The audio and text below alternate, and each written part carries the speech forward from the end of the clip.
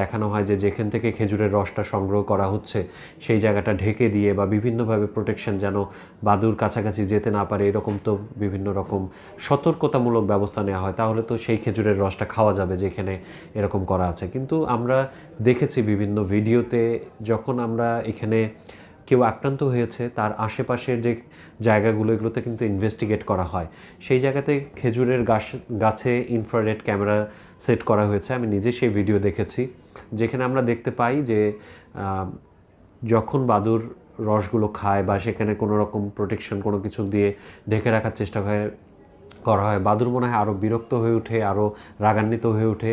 তারা বেশিরভাগ সময় সেটাকে খুলে ফেলতে বা ছিঁড়ে ফেলতে সক্ষম হয়।